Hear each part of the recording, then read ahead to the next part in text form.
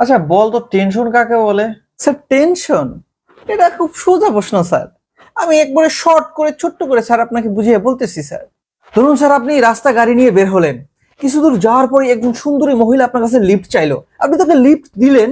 কিছু দূর যাওয়ার পরে মেয়েটি হঠাৎ অসুস্থ হয়ে পড়লো, টেনশন শুরু।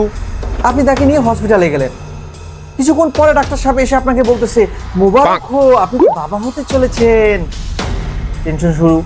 আপনি টাসি খেয়ে বললেন, আমি তো ওনার স্বামী নই, কিন্তু মেয়েটি জোর গলায় বলতে লাগলো, উনি আমার স্বামী। টেনশন আরো বাড়তে লাগলো। এর কিছুক্ষণ পরে পুলিশ আসলো এবং আপনাকে মেডিকেল চেক আপ করতে দেওয়া হলো। মেডিকেল চেক আপের রিপোর্ট আসলো, আপনি কোনোদিন বাবাই হতে পারবেন না। লও ঠেলা। টেনশন আবারও বাড়তে শুরু করলো।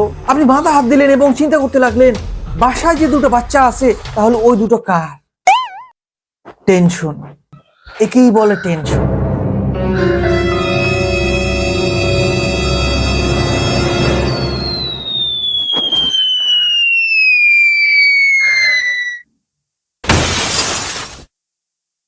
তোরে আমি নর্মালি জিজ্ঞেস করলাম টেনশন কাকে বলে, তুই আমারে কবি যে টেনশন এইটা এক লাইনে শেষ করে দিবি। তুই আমারে তো টেনশন দিলি কি লিগা? তুই আমারে তো টেনশন দিলি কি লিগা?